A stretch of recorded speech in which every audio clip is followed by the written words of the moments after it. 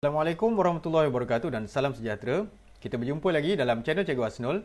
Kali ini kita masuk ke bahagian yang ketiga bagi mata pelajaran Matematik tingkatan 5 bab 7, sukatan serakan data terkumpul. Kali ini kita akan memfokuskan kepada sukatan serakan dan plot kotak.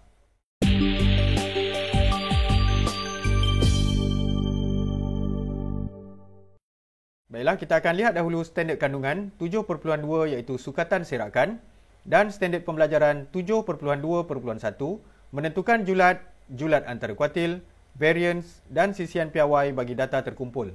Kita telah mempelajari tentang julat antara kuartil, variance dan sisian piawai iaitu sukatan serakan dalam mata pelajaran matematik tingkatan 4 dalam bab 8 dahulu. Jadi untuk julat bagi data terkumpul, ia adalah titik tengah kelas yang terakhir ditolak dengan titik tengah kelas yang pertama. Kita lihat contoh 4. Jadual kekerapan di bawah menunjukkan panjang tapak kaki dalam sentimeter bagi 40 orang pelajar. Hitung julat dan julat antara kuartil data tersebut. Terdapat dua perkara yang kita perlu cari di sini iaitu julat dan julat antara kuartil. Jadi untuk menghitung julat, kita memerlukan titik tengah bagi kelas yang terakhir dan titik tengah bagi kelas yang pertama. Untuk itu kita akan wujudkan dahulu lajur titik tengah. Sepatutnya kita hanya fokuskan kepada titik tengah bagi kelas yang pertama dan kelas yang terakhir sahaja. Baiklah, untuk kelas yang terakhir iaitu 26.45 dan titik tengah bagi kelas yang pertama ialah 21.45. Maka julat ialah 26.45 ditolak dengan 21.45 sama dengan 5 cm. Jadi julat bagi data terkumpul ini adalah 5 cm. Seterusnya kita lihat julat antara kuartil. Jadi julat antara kuartil bagi data terkumpul adalah sama dengan julat antara kuartil bagi data tak terkumpul, iaitu kuartil yang ketiga ditolak dengan kuartil yang pertama ataupun Q3 tolak Q1. Jadi untuk pengiraan julat antara kuartil, kita memerlukan dua lagi lajur iaitu kekerapan longgokan dan sempadan atas untuk membina ogif. Jadi kali ini kita akan dapatkan nilai-nilai kuartil pertama dan kuartil ketiga berdasarkan ogif. Jadi kita telah mempelajari bagaimana untuk membina ogif. Kita lihat di sini ogif tersebut telah diplotkan dengan menggunakan sempadan atas bagi paksi mengufuk dan kekerapan longgokan pada paksi mencancang. Dan seterusnya kita telah mendapat satu graf lengkung iaitu ogif yang licin. Sebenarnya kita telah mempelajari bagaimana untuk mencari kuartil pertama, kuartil kedua ataupun median dan kuartil ketiga dalam video yang terdahulu. Jadi untuk mencari kuartil yang pertama, kita perlukan data yang ke-1/4 didarabkan dengan N iaitu jumlah data. Dan kita lihat di sini jumlah data kita ialah 40. Jadi 1/4 didarab dengan 40 sama dengan 10. Maka kita akan lihat pada kekerapan longgokan 10, kita unjurkan ke ogif dan kita akan memperoleh nilai Q1 pada paksi mengufuk. Seterusnya nanti kita akan lihat untuk Q3 iaitu data yang ke-3/4 didarab dengan 40. Maka kita akan memperoleh kekerapan longgokan 30. Sama juga kita akan unjurkan ke ogif dan kita akan memperoleh Q3 nanti. Jadi kita perbesarkan ataupun kita zoom in untuk melihat dengan lebih terperinci skala yang kita gunakan di sini. Jadi jika kita lihat skala bagi graf ini adalah skala yang agak kecil iaitu bagi setiap 2 cm ia hanya mewakili 1.0 cm. Jadi kalau kita lihat di sini 23.95 ditolak dengan 22.95, ia hanyalah 1.0 cm. Dan kita akan bahagikan kepada 5 bahagian, maka kita akan memperoleh 0.2 bagi setiap satu petak kecil ini. Okey, jadi jika kita letakkan skala-skala bagi grid-grid yang kecil, maka kita akan memperoleh setiap nilai berikut. Maka kita boleh baca untuk kuartil yang pertama nilainya ialah 23.55 cm. Manakala untuk kuartil yang ketiga ialah 24.65. Jadi untuk kuartil yang ketiga dia berada di antara 24.55 dan 24.75. Jadi untuk mendapatkan koordinat tengahnya, jadi kita perlu tambahkan dan dibahagikan dengan 2. Okay, jadi kita memperoleh 24.65. Jadi julat antara kuartil ialah beza antara Q3 dan Q1. Maka kita akan tolakkan 24.65 ditolak dengan 23.55 sama dengan 1.10 cm. Jadi ini adalah julat antara kuartil bagi data tersebut. Seterusnya kita lihat kepada variance dan sisian piawai. Jadi apakah variance? Variance ialah purata kuasa 2 bagi beza titik tengah dengan min. Untuk sukatan serakan data terkumpul, kita akan menggunakan titik tengah sebagai wakil untuk setiap selang kelas. Jadi untuk sisian piawai pula, ia adalah punca kuasa 2 variance dan ia mengukur serakan data daripada min. Dan data yang dimaksudkan di sini adalah titik tengah. Jadi untuk sisian piawai, seperti mana yang kita telah pelajari dahulu, ia lebih mudah difahami kerana unitnya yang sama dengan data yang diukur.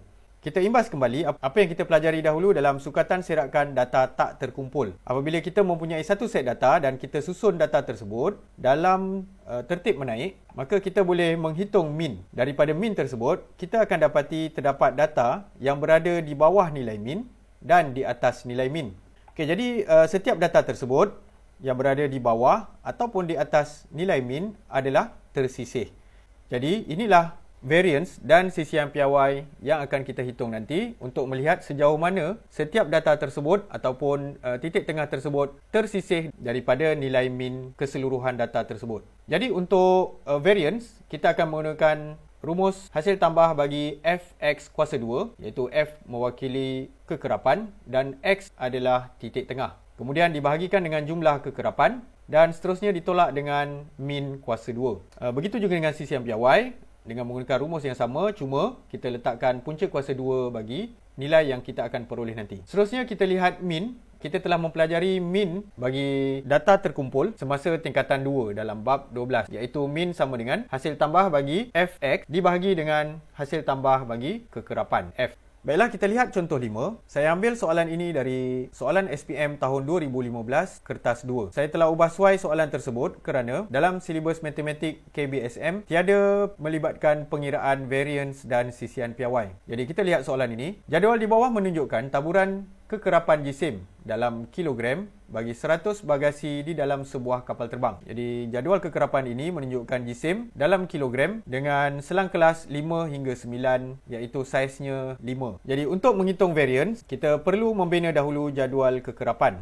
Jadual kekerapan tersebut kita ubah dalam bentuk menegak supaya lebih mudah untuk kita membuat pengiraan dan kita sememangnya telah biasa melihat jadual kekerapan dalam bentuk menegak. Okey, jadi untuk setiap kekerapan kita jumlahkan mestilah mendapat nilai yang sama dengan jumlah data yang diberi, iaitu 100. Seterusnya kita wujudkan 3 lagi lajur, iaitu lajur titik tengah X, lajur fx iaitu hasil darab bagi kekerapan dan titik tengah, dan satu lagi lajur ialah fx kuasa 2 iaitu hasil darab bagi kekerapan dengan titik tengah dikuasa 2kan. Jadi jika kita lihat di sini, nilai 84 diperoleh daripada hasil darab bagi 12 darab dengan 7, iaitu 12 darab 7 kita memperoleh 84. Dan untuk 588, ia diperoleh hasil daripada pendaraban 12 dengan 7 kuasa 2, iaitu kekerapan didarab dengan titik tengah yang dikuasa 2kan dahulu. Jadi kita perlu ingat bahawa kita perlu kuasa 2kan dahulu titik tengah, barulah kita darabkan dengan kekerapan. Jadi proses yang sama bagi setiap baris ataupun setiap selang kelas bagi fx dan fx kuasa 2. Dan kita jumlahkan bagi setiap lajur tersebut, maka kita dapati hasil tambah bagi fx ialah 1835 dan hasil tambah bagi fx kuasa 2 ialah 38,415. Jadi lajur-lajur ini kita perlukan kerana pada rumus variance yang kita akan gunakan ini terdapat nilai-nilai tersebut. Jadi kita perlukan nilai-nilai ini untuk membuat pengiraan.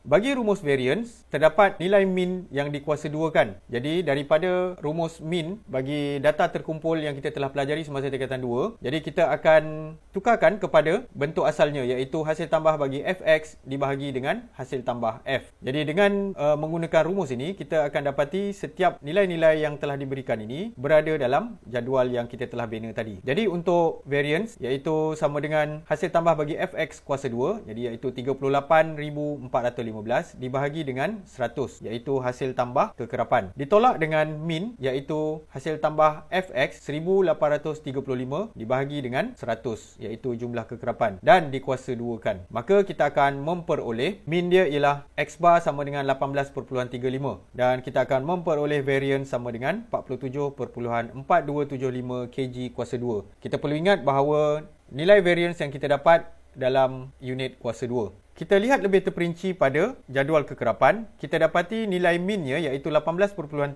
berada pada selang kelas yang ketiga, iaitu di antara selang 15 hingga 19 kg. Jadi di sinilah nilai min bagi keseluruhan data tersebut. Seterusnya kita menghitung sisian piawai, iaitu kita punca kuasa duakan nilai variance tadi, iaitu 47.4275, dan kita akan memperoleh sisian piawai sama dengan 6.887 kg.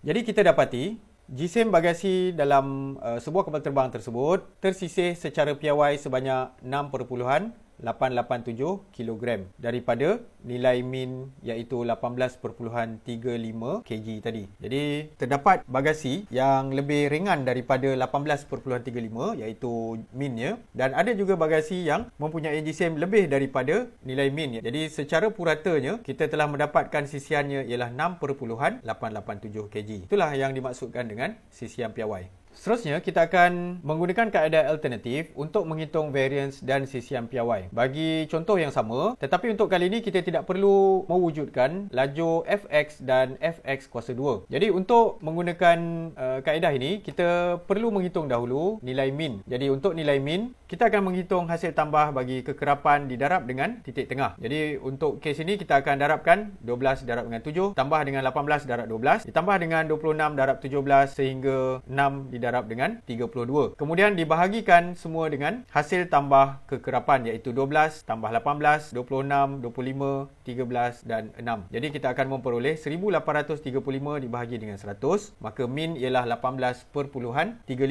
Kelebihan bagi kaedah ini ialah kita dapat mengelakkan kecuaian ketika menggunakan kalkulator. Begitu juga dengan apabila kita menggunakan jadual tadi, kita perlu menulis berulang-ulang kali nilai tersebut dan kita perlu key in semula nilai-nilai tersebut untuk menjumlahkannya. Jadi dengan menggunakan kalkulator saintifik, kita sebenarnya tidak perlu untuk mengira bagi setiap satu nilai fx ataupun fx kuasa 2. Seterusnya, bagi menghitung hasil tambah bagi fx kuasa 2, kita hanya perlu tuliskan sahaja. Kemudian kita akan gunakan kalkulator untuk menghitung secara sekaligus. Jadi dalam kalkulator tersebut kita boleh terus masukkan nilai-nilai 12 didarab dengan 7 kuasa 2, tambah dengan 18 darab dengan 12 kuasa 2, ditambah dengan 26 darab 17 kuasa 2 dan seterusnya sehingga 6 darab 32 kuasa 2. Jadi perlu diingat bahawa setiap nilai X ataupun titik tengah tersebut perlu dikuasa 2kan dahulu dan didarabkan dengan kekerapan. Jadi hasil tambah bagi fx kuasa 2 tersebut ialah 38,415. Barulah kita akan menggunakan rumus bagi variance tersebut iaitu 38,415 dibahagi dengan 100, kemudian ditolakkan dengan min iaitu 18.35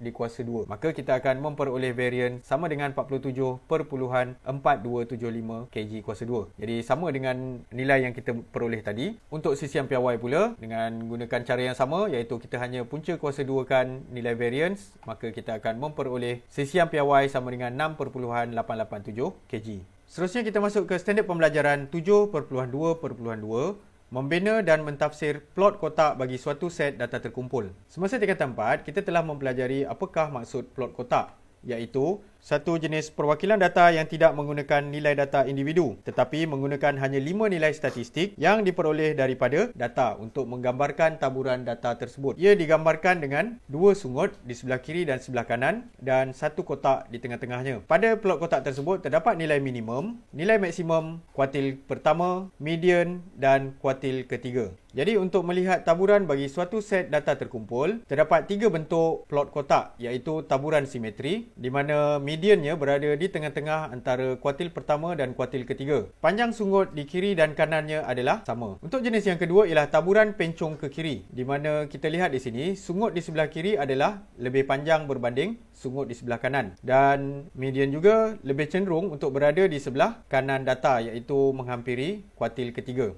Untuk taburan pencung ke kanan, sungut di sebelah kanan adalah lebih panjang daripada sungut yang di sebelah kiri dan median juga berada lebih hampir dengan kuartil yang pertama. Walau bagaimanapun, untuk median yang berada di tengah-tengah kotak, ia masih lagi dianggap sebagai taburan pencong ke kiri apabila sungut di sebelah kiri lebih panjang. Begitu juga dengan taburan pencong ke kanan apabila sungut yang di sebelah kanan adalah lebih panjang daripada sungut yang di sebelah kiri. Walaupun median berada di tengah-tengah antara kuartil pertama dan kuartil ketiga. Baiklah, kita lihat bagaimana apabila kita unjurkan plot kotak ini pada ogive. Bagi taburan simetri, kita dapati bahawa bentuk ogivenya adalah seakan-akan lurus pada bahagian tengahnya kerana ia mempunyai kuartil pertama, median dan kuartil ketiga yang seimbang. Untuk taburan pencong ke kiri pula, kebanyakan data berada pada bahagian atas. Apabila kita lihat ogive ini, kita dapati lebih banyak data yang berada pada nilai yang lebih tinggi. Untuk taburan pencong ke kanan pula, kita dapati lebih banyak data yang tertumpu pada nilai yang lebih rendah. Jadi dengan kaedah ini kita boleh